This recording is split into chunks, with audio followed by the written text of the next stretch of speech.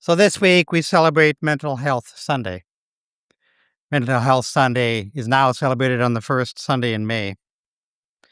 According to the United Church of Canada website, the stated purpose of this event is to be, quote, part of the Church's effort to create communities of radical belonging for all people, including those living with mental health challenges, end quote. You'll notice I say mental health rather than mental illness because we all have mental health, just as we all have physical health. So this conversation hopefully matters to all of us. But I do want to start by pointing out this is a fairly new celebration. The United Church of Canada first recognized Mental Health Sunday in 2021. That's only 5 years ago. It took that long for the United Church of Canada to formally recognize this need in all of our communities. Now, of course, prior to 2021, the United Church Canada had already created a variety of initiatives to partner with those living with mental health challenges. So it wasn't really new, but the subject was largely not discussed in worship until recently. And on the one hand, I understand that completely. Our society is largely reluctant to have real conversation about mental health. And our churches, who are made up of normal people, have simply brought that silence into the sanctuary. Consider this. Many people speak openly about physical illnesses, like cancer or diabetes. We speak very openly about visible injuries, like if you see somebody walking with crutches. But most people are far less likely to speak openly about their own mental health needs. And if they are willing to share about the mental health challenges, people will speak maybe to a small, trusted group about socially acceptable mental health challenges like anxiety, depression, dementia, which are very common. But I've observed most people shy away completely from talking about conditions like schizophrenia, borderline personality disorder, bipolar disorder, post traumatic stress disorder, or any type of eating disorder. So, why do we make this distinction between mental health and physical health? One common reason people will share is that we respond more to visible conditions, like somebody walks in with a broken arm and a cast. And many mental health challenges are, of course, invisible. Well, that statement is true enough, of course, but I believe we also avoid the topic of mental health for other reasons. And one of the reasons, or some of the reasons, come from what the church has taught for centuries. Some of those reasons come straight from the pages of the Bible. So we should talk about mental health during worship, and maybe we should have started before 2021. Consider our reading from Luke this morning. And Damaris, thank you for reading it. But actually, before we discuss Luke, we need to remember how little was understood about mental health 2,000 years ago, or even 200 years ago.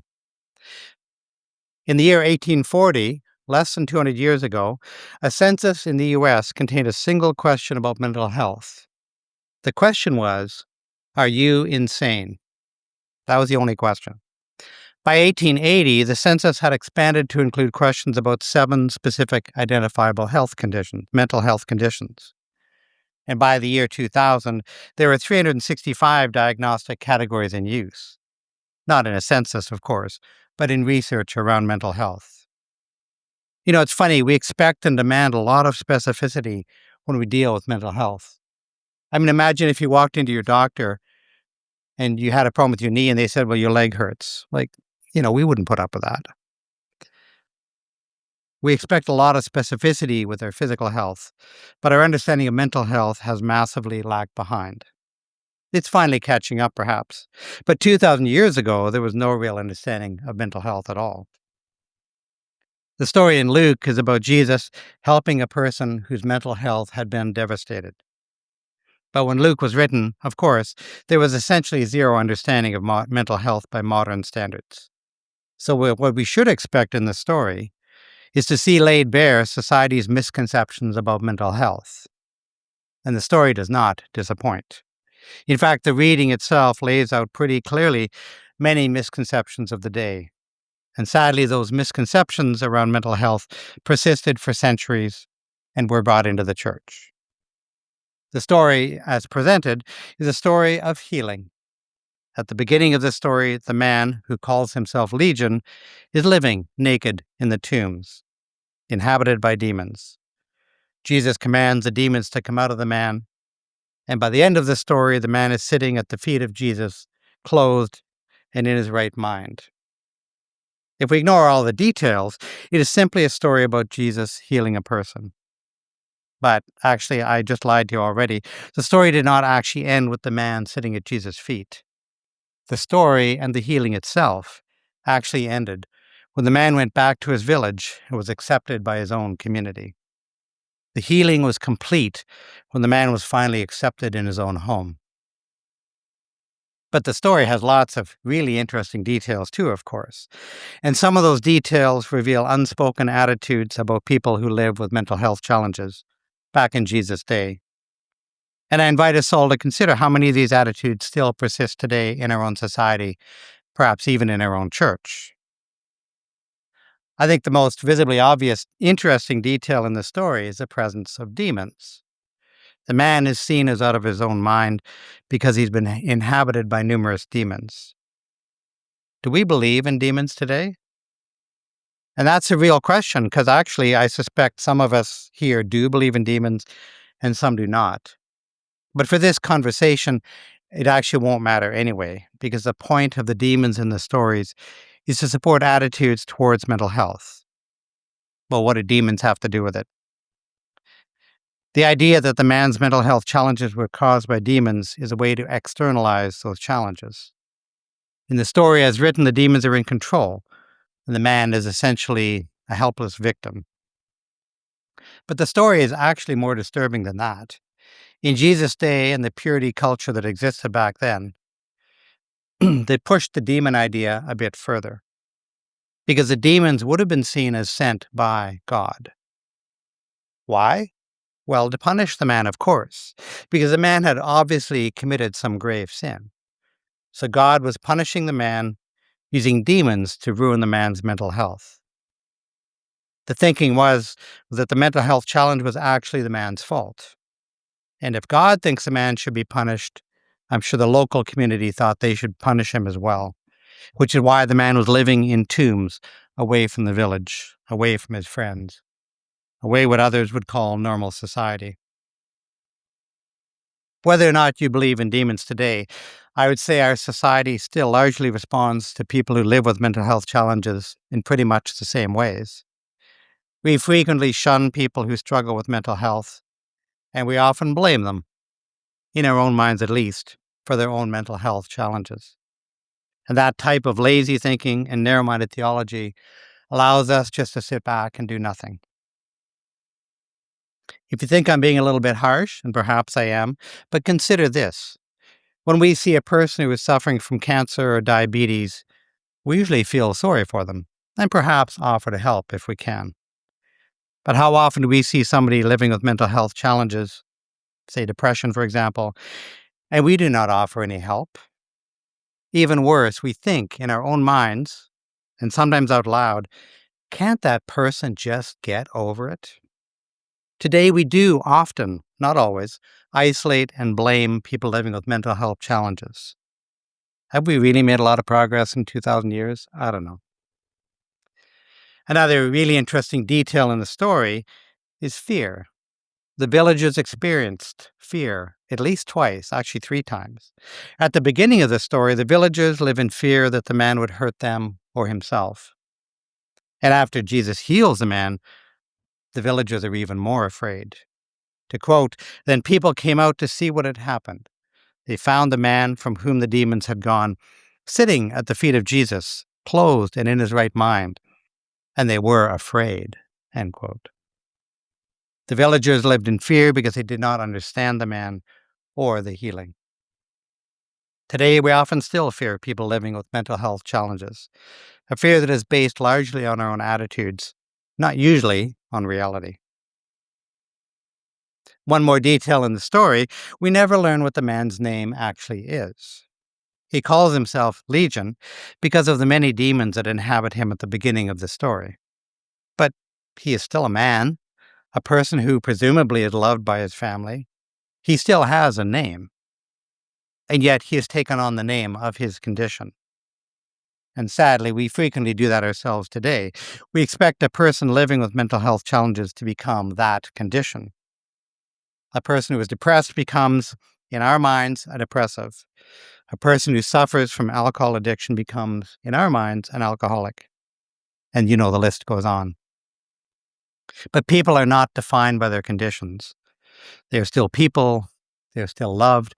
They're still children of God. And so now I feel compelled to offer an apology that I do not have the authority to make, but I don't care at the moment. I want to apologize on behalf of the church. I want to apologize for centuries of not taking people who struggle with mental health challenges seriously, for rejecting and ejecting them from our communities, while our communities simultaneously preached love, healing, inclusion. I apologize for centuries of insisting that God is punishing people who live with mental health challenges, while we simultaneously preach God loves everybody. For supporting the idea that people who live with mental health challenges deserve to suffer, while we simultaneously preach everyone deserves healing and hope. And I apologize for centuries of allowing our own fears to restrict our ability to see all people as children of a God of love, community, and inclusion. And to those of you that the church has somehow managed to not chase away, thank you for being here.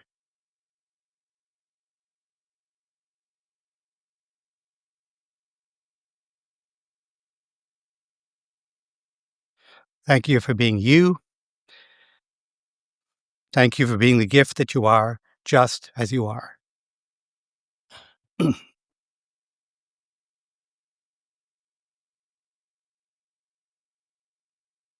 As I stated earlier, the stated purpose of Mental Health Sunday in the United Church of Canada is to be, quote, part of the church's effort to create communities of radical belonging for all people, including those who live with mental health challenges.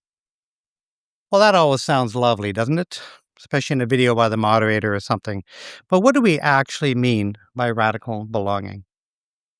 Ancient purity laws said that if you do not fit physical or mental norms, you do not belong.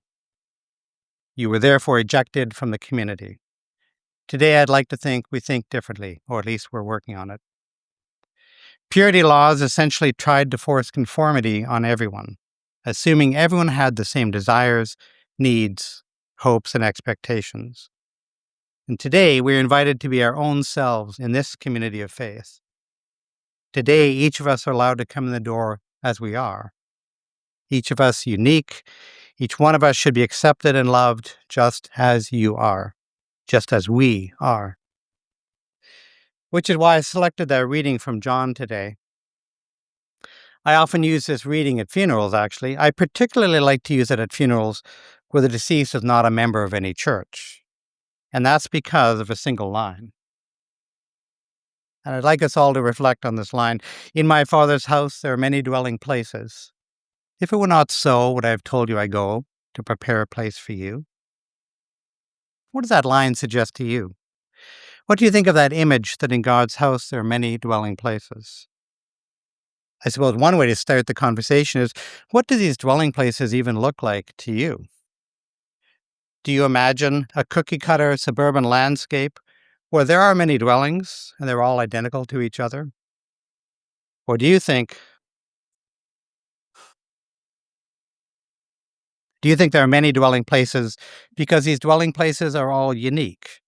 Do you think that the dwelling places are radically different, as radically different as each of us are? And each dwelling place is designed to fit the person that you are. Well, when I read these words, the image that comes to my mind is that there are many different types of dwelling places, and the dwelling places are different because we are all different. And I love the idea we do not all have to fit the same mold in order to be loved by God. Because different is okay. Even if one of your differences is you live with mental health challenges, different is okay. You are okay here. And I'd just like to end the reflection by reflecting on the image of the week. I don't know if anyone actually stares at these very long, but what do you see in this image? I see a bird leaving a cage, but it's a bit more than that. The bird is full of color and hard to categorize. It's unique. The bird displays hope, energy, light, love. The cage looks kind of ornate, but it also looks like maybe it's rusting away. The cage may be a relic of something in our past. The open door is simply an open door. It does not need to be forced open. The bird did not need help to fly through the open door. It simply had to fly. And the bird is not only leaving the cage, it is heading towards the light. It is ascending, it is free, it is joyful. So I created this image this week, with a little help from AI, of course, to represent the relationship between mental health and the church. The cage in my mind was the church's attempt to trap people who live with mental health challenges. The cage represents the idea that God wants to punish people who suffer from mental health challenges. The cage represents the church's desire to reject and eject people from the community. The open door is freedom, or perhaps forgiveness, or perhaps something in my apology, or perhaps something else entirely. The open door is whatever was a barrier between captivity and liberation. And the bright light that the bird is flying towards is belonging, connection, caring, community, home. The cage hurt us all. Obviously, it hurt those who were locked in the cage, but it also hurt those of us who were told it was our job to lock the door. When we exclude other people, we do not only punish them, we make ourselves smaller. We diminish ourselves. We ourselves decide to live with more fear, and we become less of what the Creator intended. But liberation from the cage is something we can all benefit from. That bird is flying toward the light. Could be any of us. It could be all of us. It could be all of us together. That is what belonging is all about. You are not alone. You are welcome here, just as you are.